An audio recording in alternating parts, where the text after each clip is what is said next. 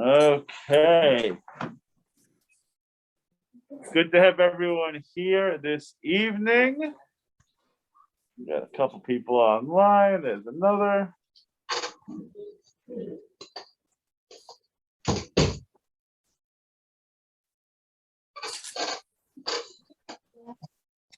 I think we're on page 28. Feeling a little bit like Billy Joel and Piano Man. You know, the regular crowd is marching in. Teach me some Torah, you're the Bible man. Okay. That being said, let us learn a little bit. Before we learn, let's say our blessing for the study of Torah. Baruch atah Adonai Eloheinu melech haolam asher kitshanu b'mitzvotav v'tzivanu la'asok b'divrei Torah. Huzzah, huzzah. My memory has us the beginning of chapter 21. That sound right?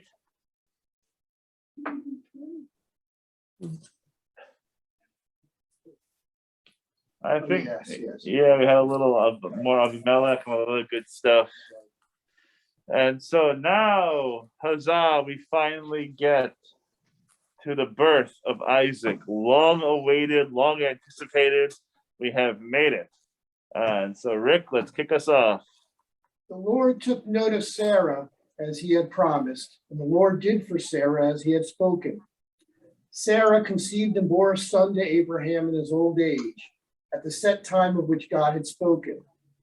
Abraham gave his newborn son, whom Sarah had borne him, the name of Isaac.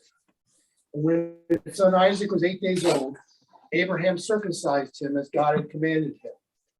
Now Abraham was 100 years old when his son Isaac was born to him. 100 years old. My goodness gracious.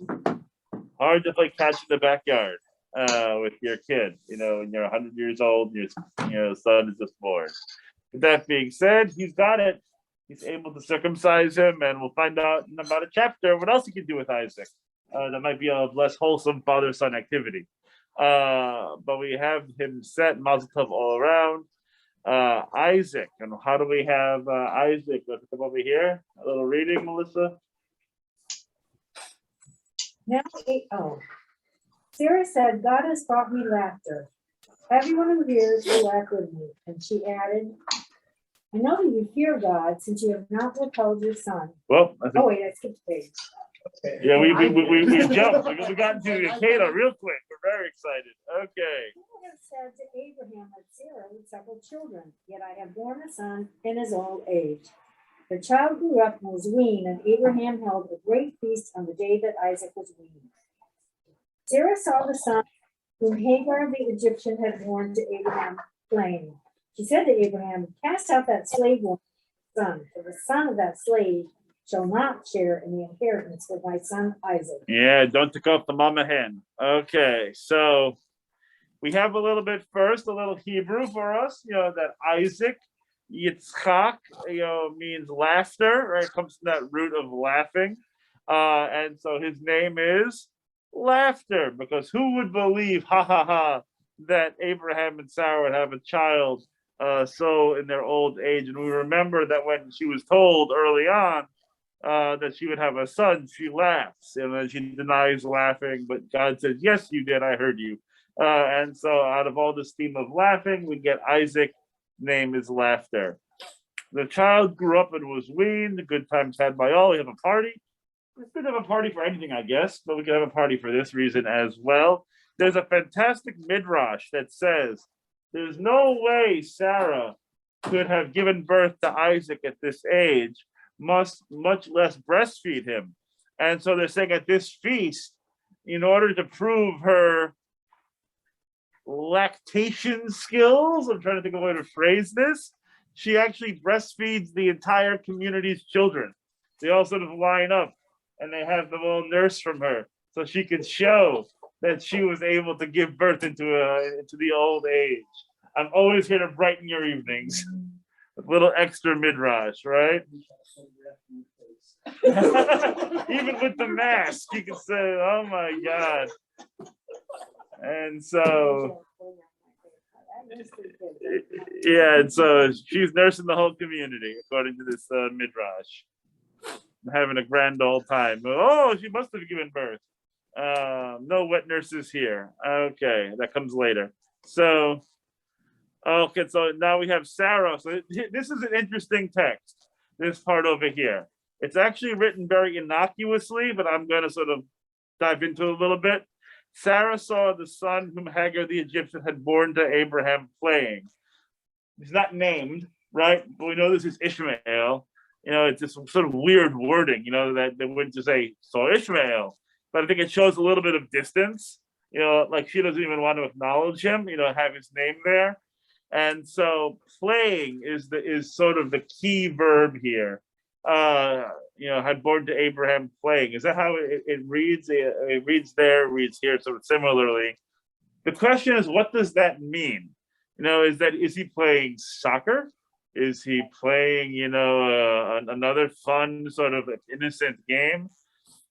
This is translated differently, where it can be seen as Ishmael is playing with Isaac, that he is messing with him, that he is bothering him, that he is somehow interfering with him, even to the point where it can also be a euphemism for molesting him in a way, right? Sort of like doing something to him that really is not appropriate.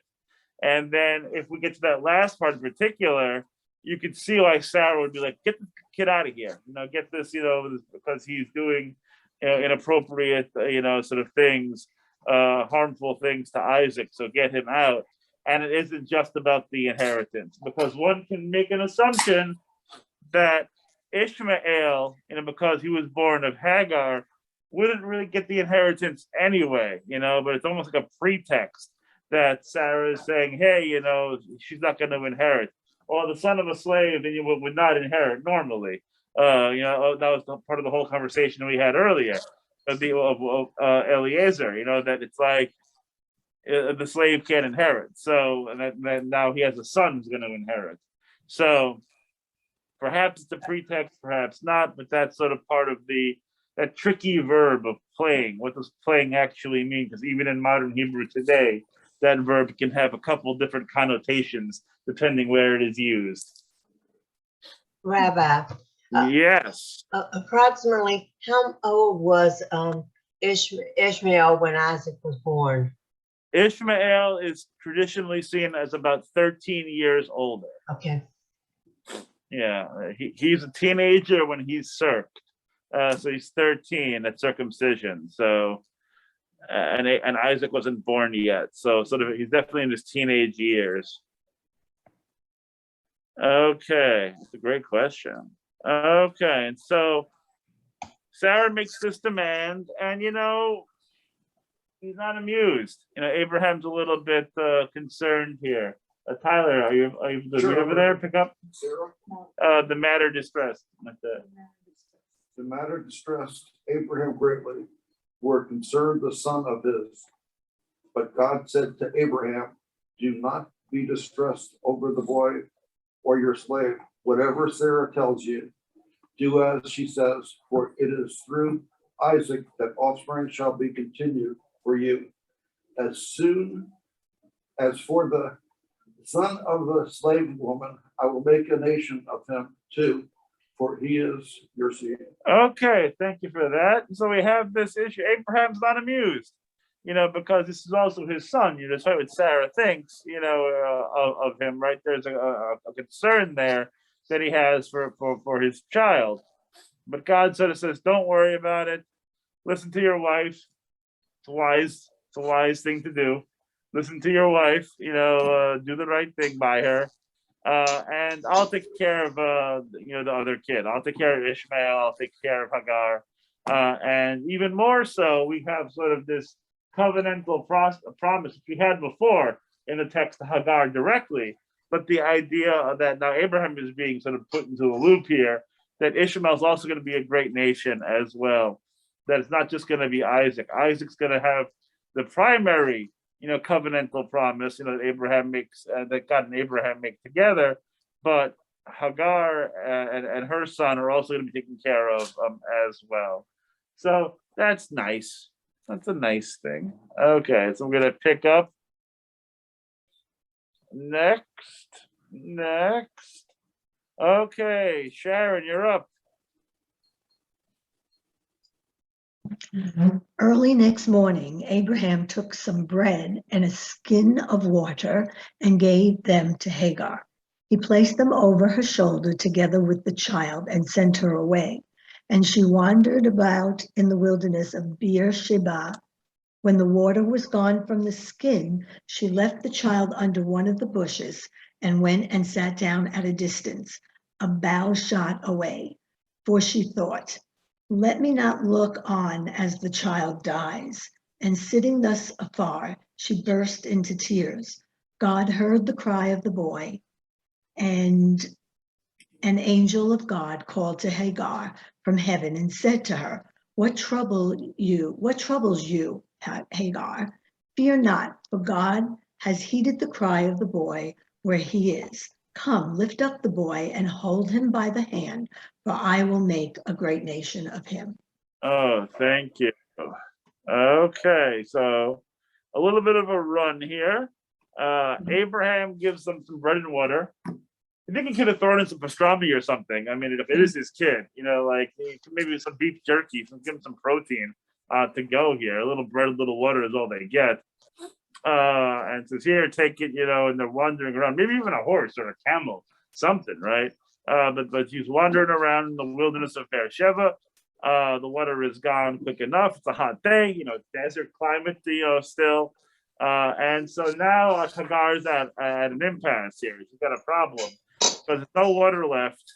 And she's basically thinking, well, she's going to die. And so she can't bear to watch her kids suffer. So she sort of puts him away, sort of puts him under the bushes and says, I don't want to watch him, slowly perish here from thirst and starvation. But as this is happening, God intervenes, through this angel and says, what troubles you? Well, God will give you one guess what troubles me. I'm starving and going to die of dehydration. But, God says, don't worry about it. I got your back.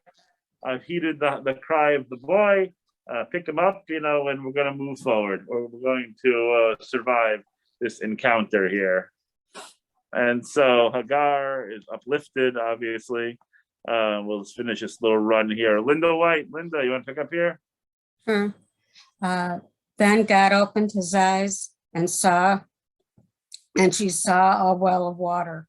She went and filled the skin with water and let the boy drink. God was with the boy and he grew up. He dwelt in the wilderness and became a bowman. He lived in the wilderness of Borne, and his mother got a wife for him from the land of Egypt. And thus pretty much ends the Ishmael narrative. We get a little more from him later, but but for the most part, this basically sort of is where we don't have to worry anymore. We sort of close up the loose ends. He's gonna be all right. He's gonna be fine. Let's not worry about him anymore. He can exit stage left. There's a wonderful thing here. I love this idea of then God opened her eyes. We're gonna see this, spoiler alert, a few times in the coming weeks, this idea of somebody's eyes being opened, with the implication being perhaps that the solution to the problem, the answer was right in front of them, but for whatever reason, they couldn't see it, right? They were blind to it. And so here, Hagar's eyes, she didn't see that, 20 paces from her was a well of water, sort of the solution to her troubles, right? And so God sort of opens her eyes, sort of lifts the veil. I think this is, in particular, this passage is like when we are grieved, when we're stressed, when we're worried, when we are emotionally distraught, we can't always find the way out. We can't always sort of see a path forward. And those occasions we cry out, we are sort of we're bereft, but then in those moments, through faith or through family, through whatever it might be, someone else can help open our eyes and show us that perhaps there is a path forward when we are feeling disconsolate. So God opens up Hagar's eyes. She gets some water at the well. good times are now being had by all. He's going to grow up and he's going to become a bowman. He's going to become an archer. He's going to shoot things for a living. As we know for Ishmael, that sounds about right. Because he was also, his promise was about how he's going to sort of be more on the violent side of things.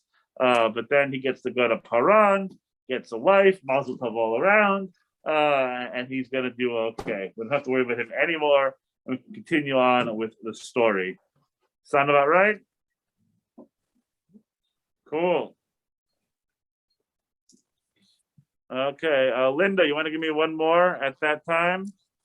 At that time, Abimelech and Yeah. chief of his troops said to Abraham, God is with you in everything that you do. Therefore, swear to me here by God that you will not deal falsely with me or with my kith or kin, but will deal with me and with the land in which you have sojourned as loyally as I have dealt with you. And Abraham said, I swear it. It's a little bit of a weird transition. We sort of get to that end of the Ishmael story, and now we sort of go back to Abraham. And Abraham and Abimelech, his good old friend from last week, that was about to be intimate with his wife because of that whole sister-wife act they pulled off. But Abimelech shows no hard feelings, so we're going to have a conversation and say, hey, let's be friends because God is good to you. You seem to be a pretty rightly blessed dude. And it's good to have friends who enjoy blessings. It's good to have friends who can do stuff for you. So it's really nice. So it's like, hey, let's make a deal here. Let's be friends. Let's share. And Abraham says, sure. That's fine by me. Because again, good to have friends. But wait, we have a little bit of a problem in this friendship because sometimes stuff comes up. Sandy, what comes up here? And Abraham reproached Abimelech for the well of water which the servants of Abimelech had seized. But Abimelech said, I do not know who did this. You did not tell me, nor have I heard of it until today. Abraham took sheep and oxen and gave them to Abimelech, and the two of them made a pact. Abraham then sent 7 ewes of the flock by themselves, and Abimelech said to Abraham, what mean these 7 ewes which you have set apart? Oh, we'll find that out in just a moment. So before we, shake hands and smoke some cigars and call it a day, in this new bromance here, Abraham's got a little bone to pick. Say, hey, before we seal the deal here, how come some of your folk, seized a well from some of my folk? And of course, Abimelech says, I have no idea what you're talking about. I don't understand. And so he sort of feigns ignorance, or perhaps he really has no idea, whatever it might be. So Abraham decides, you know what, we're going to make a pact anyway, now that we sort of cleared the air here. Here's some sheep and oxen, again, nice to have a good, a deal sealed over a steak or something, right? So they're going to have a little bit of food. And now we're going to have these 7 ewes, 7 sheep. Okay, and what's the point of these sheep? What's going on with them? Carolyn, you want to unmute?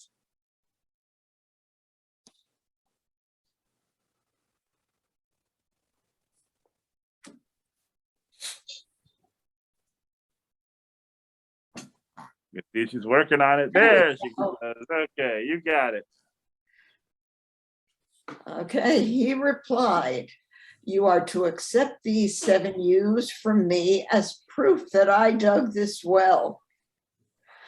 Hence that place was called Beersheba, for there the two of them swore an oath. When they had concluded the pact at Beersheba, Abimelech and Phicol, chief of his troops, departed and returned to the land of the Philistines. Abraham planted a tamarisk at Beersheba and invoked there the name of the eternal, the everlasting God. And Abraham resided in the land of the Philistines a long time. A long time. $5 if anyone knows what a tamarisk is. Excellent. Me neither. So that makes all of us have no idea what a tamarisk is. Okay, so here are these 7 U's, sort of to show that I dug this well.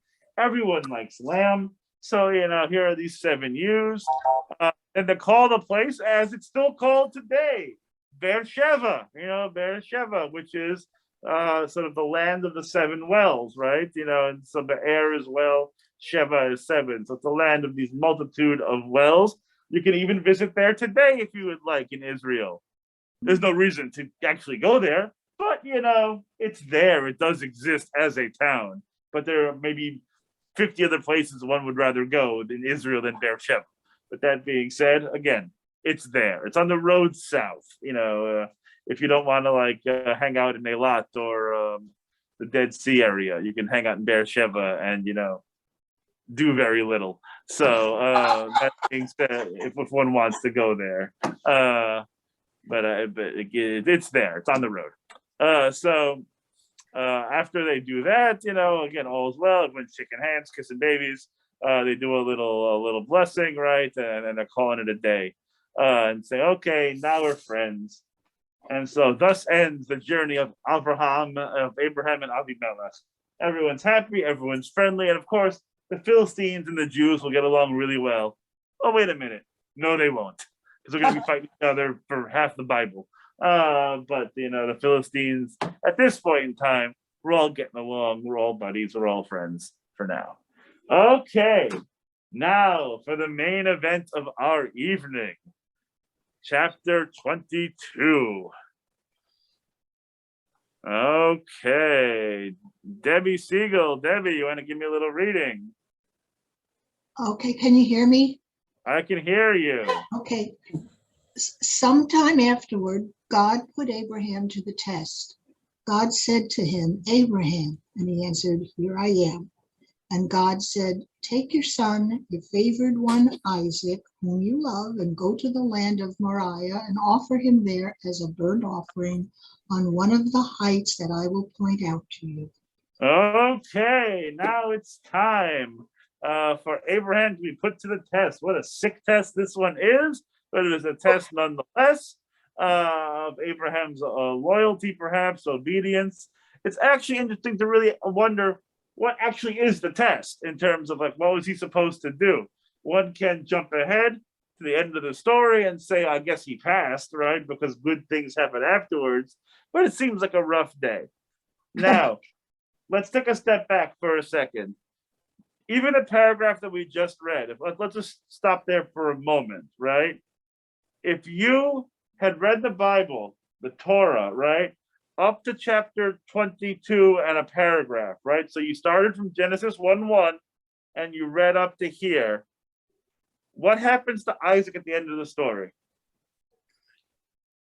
If you didn't read any more of the story, if you just stopped here and said, if you had to make a prediction of what was going to happen to Isaac at the end of this story, just reading up to this point, and you knew nothing else of the rest of the story. He's going to get one.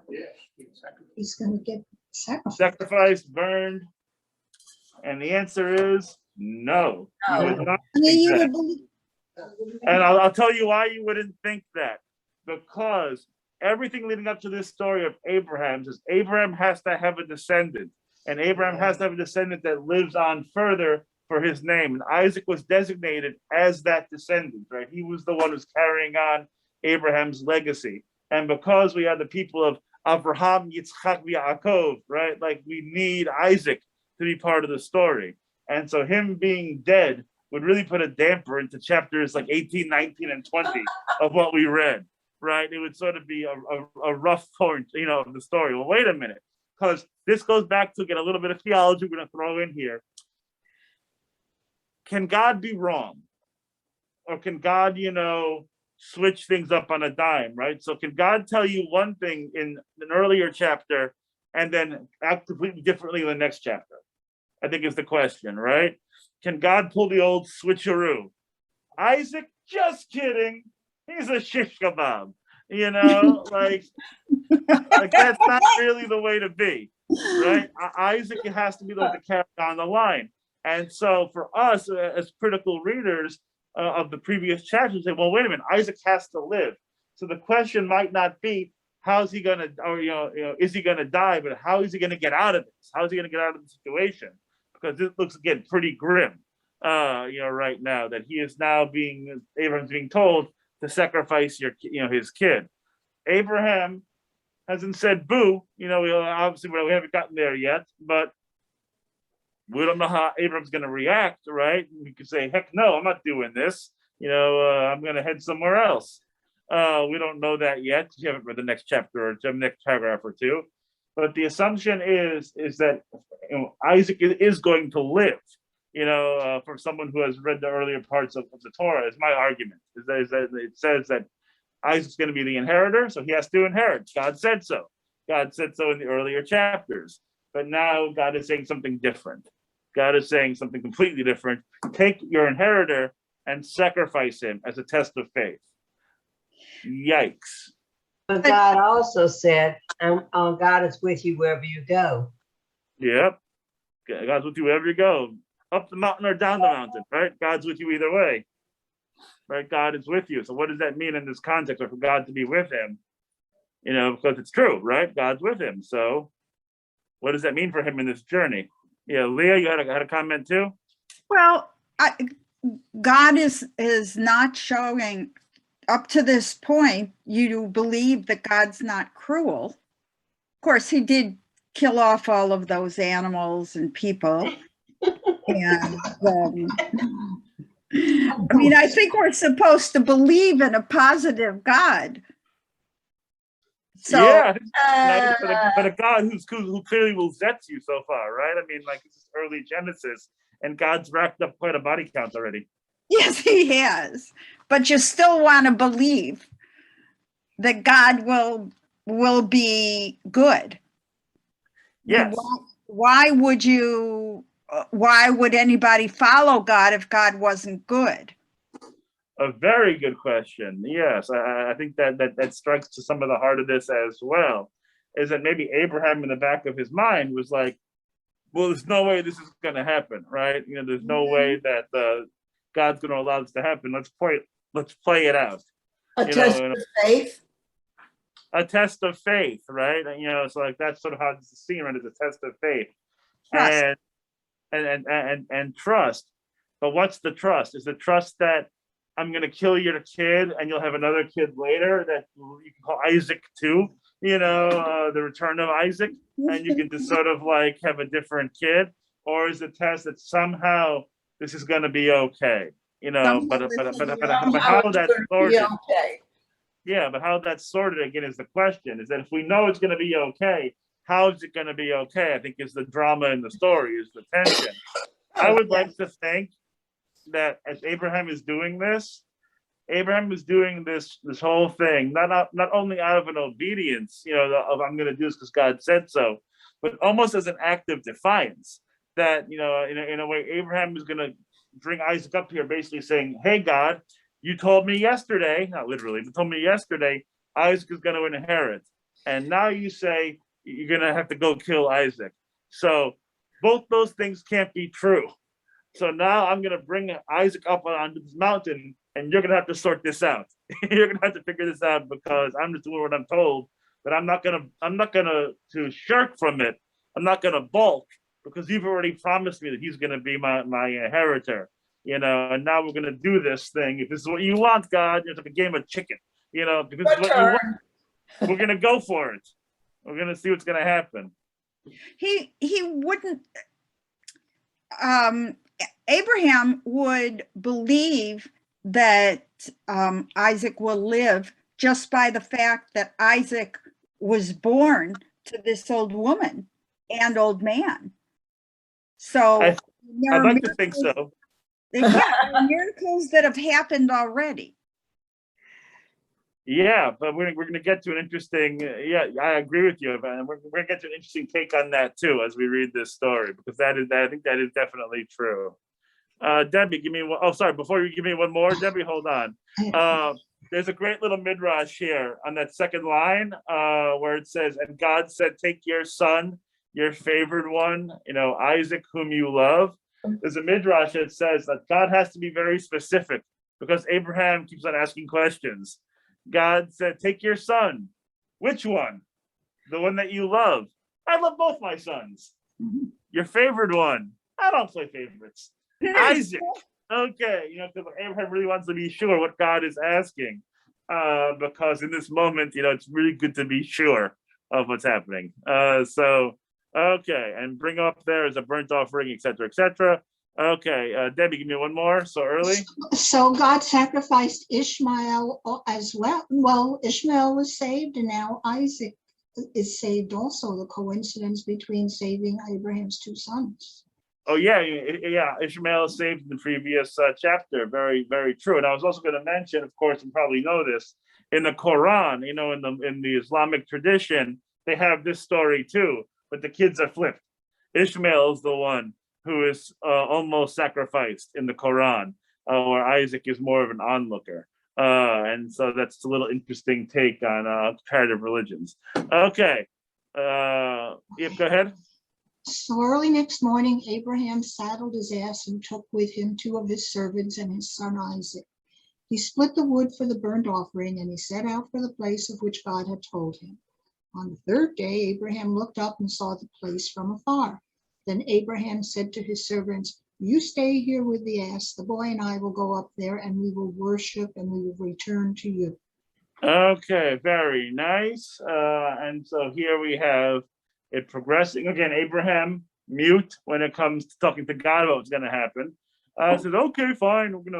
And the rabbis say, it doesn't even say in the morning. Early next morning, he's very excited about doing this mitzvah, right? He can't wait. He's going to get up early, crack of dawn and say, okay, and he's going to saddle his ass himself. He's going to get to work and takes with him two servants. Fascinating midrash, not really the one for interfaith study, but a fascinating midrash that says the two servants here are actually Ishmael and Eliezer, with Ishmael being obviously, again, the progenitor of the Muslim faith, and Eliezer seen as linked to the Christian community. And so the Christians and Muslims can stay by the ass, and God is going to deal with the Jewish people, Abraham and Isaac. And so again, not one for interfaith study, but an interesting midrash in and of itself. Okay. Rabbi, yeah. does it show that he has faith in God because he says we will go up and worship and we will return to you? Does that basically show that his belief is that nothing will happen?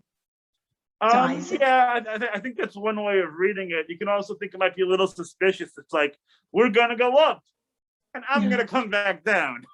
They might sort of like call the police, perhaps. They might say, hey, wait a minute, that doesn't sound right. But it could be certainly an act of faith that we will return to you. I'm going to be back empty-handed. Don't tell Sarah, So that's going to be, of course, part of our midrashim as we go. Okay, so Leah, you want to pick up here? You got to unmute. Abraham took the wood for the burnt offering and put it on his son Isaac.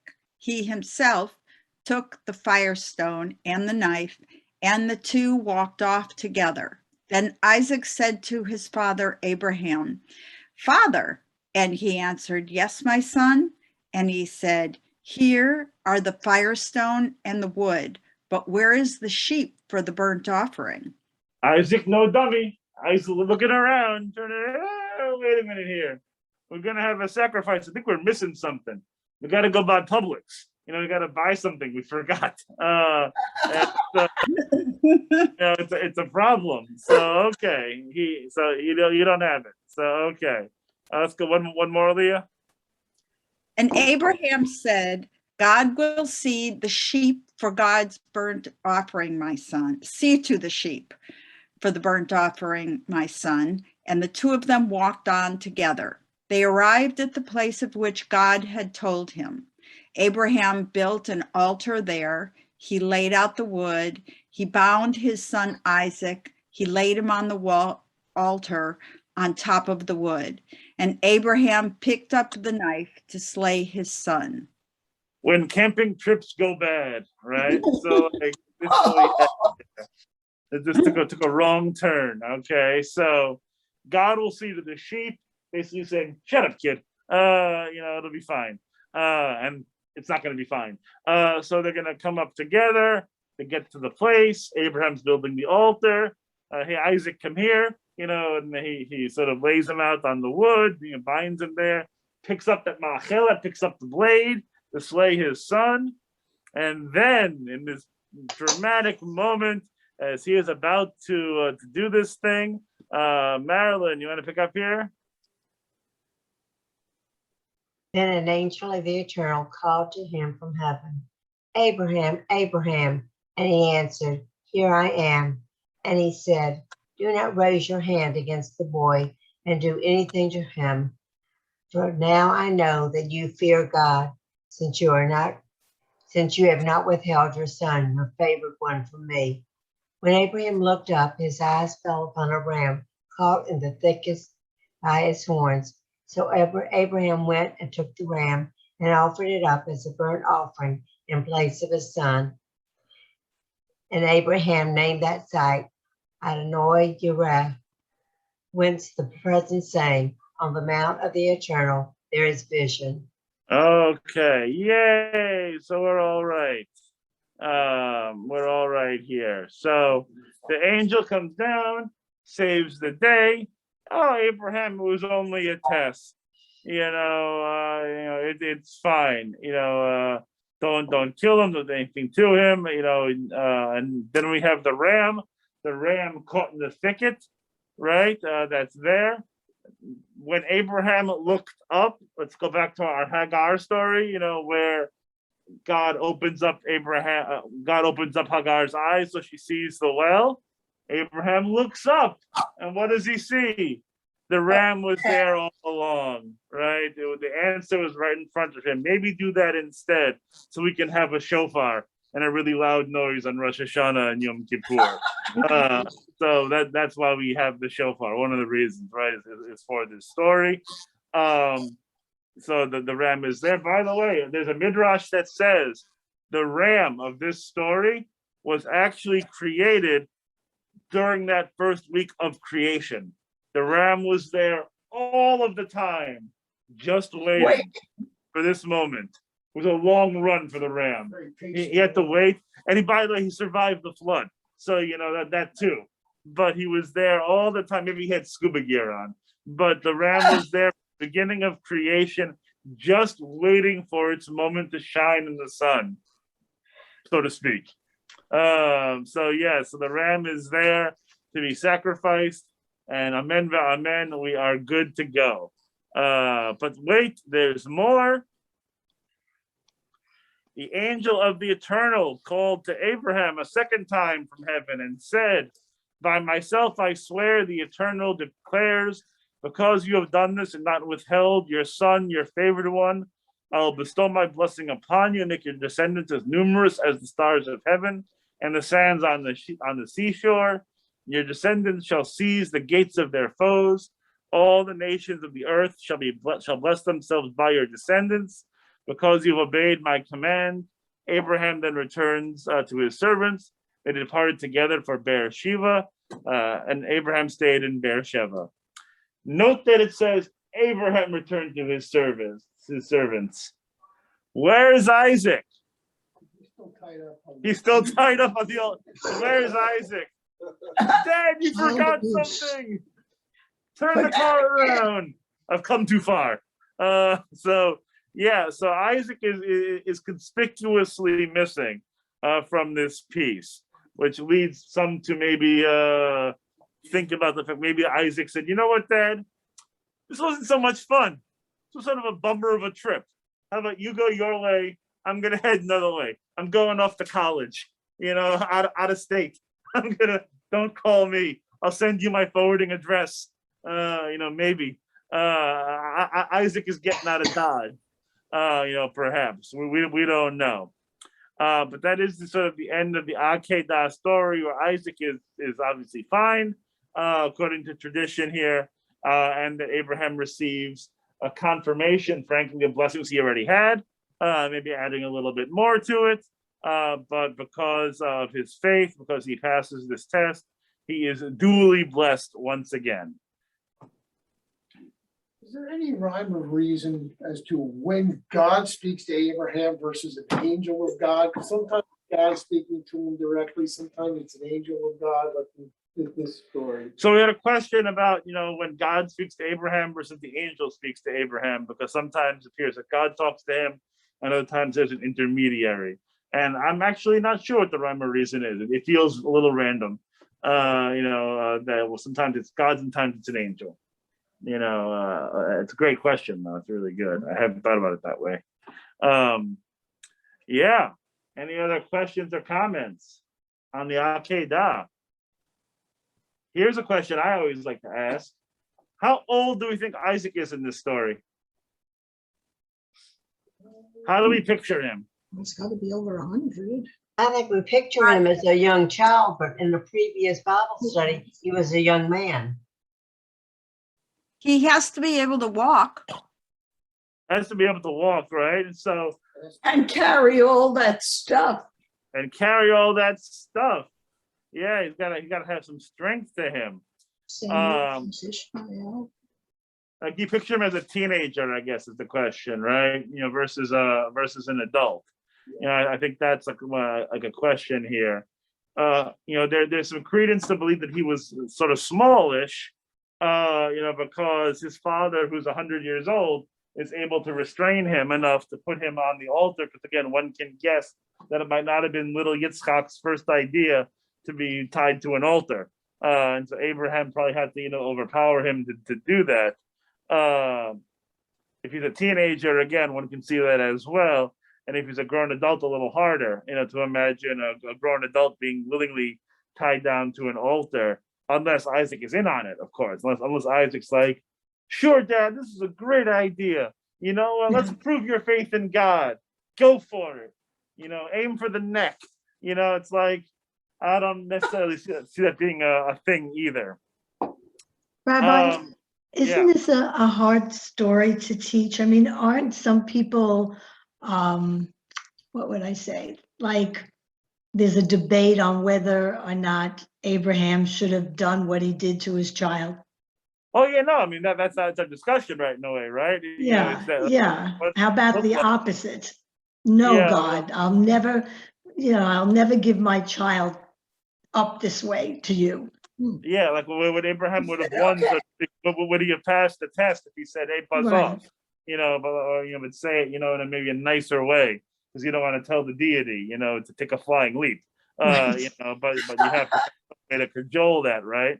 That makes sense. So that is a debate here. And again, as I mentioned, like one wonders what Abraham actually believed as he was bringing him up. Did Abraham really believe that God was going to actually have him kill his son? Or did Abraham believe that somehow God had to make this right? God had to, keep the promise that was made earlier. It's not Abraham's contradiction in a way, it's God's contradiction. God can't say he's going to be your inheritor one day and say, kill him the next. So Abraham is basically saying, hey, God, you're figuring it out. I'm bringing him up, like you said, and we'll see what happens. I don't know.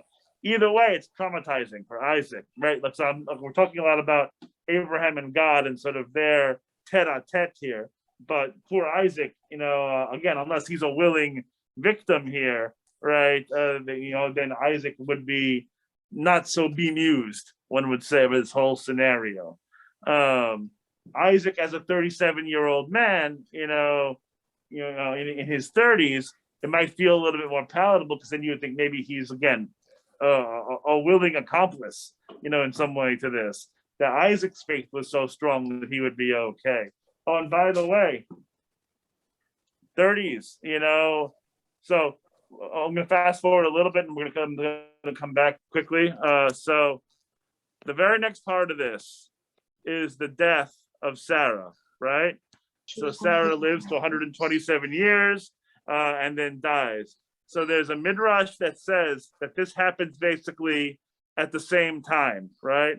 So the idea is that either Abraham, or it's usually sort of like a adversarial angel, tells Sarah about what happened, and she dies of shock, right? That the Akedah actually kills Sarah because she's so shocked that her husband would do this.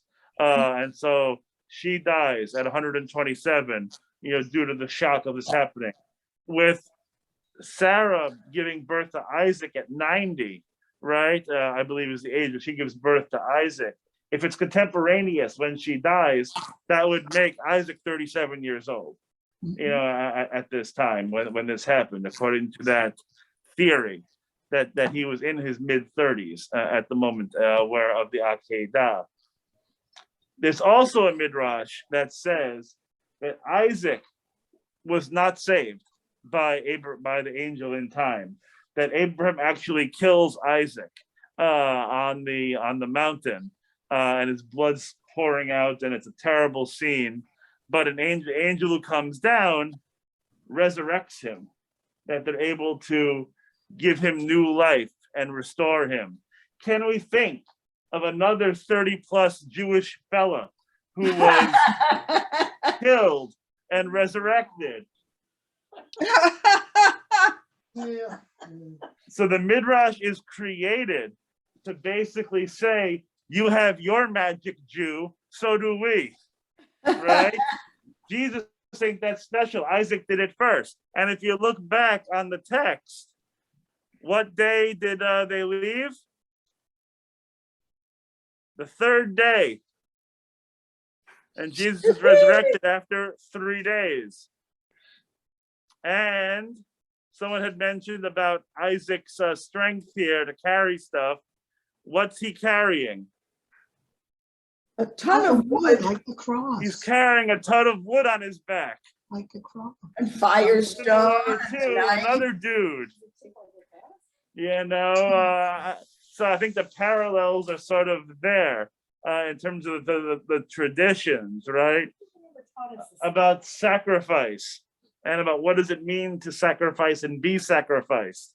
And so this story can be seen as a little bit of a polemic in terms of saying the midrash, right? The rabbinical interpretation. The story itself was written 1,000 years, prior, to anything that we're talking about. But the idea being that the rabbis that look at this, they're shaping midrashim, rabbinic stories and interpretation, to put Isaac on an even bigger pedestal. So it's important for them that Isaac is in his 30s. And it's important for him that Isaac maybe even be a willing accomplice to this. Isaac is willing to sacrifice himself for the good of the Jewish people, right? And so it's an interesting, new way of reading the story, or at least again the interpretation, that putting Isaac on a similar playing field, a similar standard as the big Jesus of Christianity. I couldn't think of a metaphor for him, so I used Jesus in that one. So yes. So wouldn't you say that it would be about faith for both of them? It's a story about faith that, Yes. I believe in God, and then I believe my father who Yes. believes in God. So I trust that. If one can make the assumption, which I'm not going to make in terms of my own reading of it, but I do like the rabbi's thought on it, is that Isaac, sort of has this great faith that somehow it's going to be okay, because again, they had the idea of Isaac as a willing participant in this whole thing. Then it's about Abraham's faith and Isaac's faith, and it takes Abraham off the hook, a little bit for, how could you dare try to sacrifice your son? If it's a 6-year-old or even a 15-year-old, it's different than an adult, who's able to making their own decisions. Mhm. And is going to be part of this. It sort of takes Abraham again off the hook for this whole thing. I'm not sure I would read it that way, but I'm just saying that there are many ways of reading it, and that could be one of them. Mhm. My view of Isaac's a little bit different. We're going to get into that maybe next week. But my view of Isaac has a different bend on it, than that. But it is, to go back to a couple of the comments we've said already, it's one of the most complex stories in the entire Torah, which is, I think, thank God, one of the reasons we get to read it on Rosh Hashanah. Only because there are so many ways to interpret this story and to look at it and to play with it and to draw different lessons. Imagine having to read about skin disease every Rosh Hashanah, like in the Leviticus, but to have to do Tazria Metzora every Rosh Hashanah would be really depressing, but to do the Akedah, yes, it's a very challenging story. And I think it can be, I'm going to dovetail, Sharon, of your point, it can be a little bit of a triggering story, because there's a lot in here that can be very emotional and very, and very challenging. And so I feel like part of our job is try to unpack this story. And the way that we unpack it, we can take so many different lessons from it. Like there's an old saying, like, hey, it's all about how God doesn't want child sacrifice, right? Because other tribes at the time were offering up their children as sacrificial offerings. And so a simplistic reading of this could be, this is all meant to show you that God doesn't want child sacrifice, that God only wants, prayer and then later on animal sacrifice. But there's a line somewhere, like, don't kill your kids for God. Sure, that could be a good reading, but I think there's more to the story than just that lesson. I think that's a very sort of like, it's an overly simplistic, I think, a reading of this story and why it's there. Though again, I could be wrong. Maybe that is the point, back then. But I think there's more to it. I think being able to read it and being able to be challenged by it, I think is part of what we're supposed to be doing, just generally speaking. Any other sort of thoughts on the Akedah? Mhm. It's a fun story. That's why there's so many midrashim on it, because it's so much fun. We do have a Yeah. comment about the next paragraph. Yeah, let's read the next paragraph. Rick, give it a read. Sometime later, Abraham was told, Milcah too has borne children to your brother Nahor. Uz, the firstborn, and Buz, his brother, and Kemuel, his father of Aram, and Chesed, Haza, Pildash, Jidlaph, and Bethuel, Bethuel being the father of Rebekah. Those 8 Milcah brought to Nahor, Abraham's brother, and his concubine, whose name was Rumah, also bore children, Tabad, Gaham, Tahash, and Ma. Look at you wanting to read all those names. Take that journey through the Hebrew name. Good old Gaham and Tachash. Pildash and Jidlaph. Not hard. It's not hard to pick them out, I guess. Okay. But apparently his brother lived a long life, as did his brother's wife. Yeah. Because Abraham's supposed to be 100 when he's having, or what, 99 when he has Yeah, he's like 100 years old, right? Around that age, right? He's in his late 90s, 100, whatever it is. So he has some sibling, right? That's also being fruitful and multiplying as well, right? And having plenty of kids.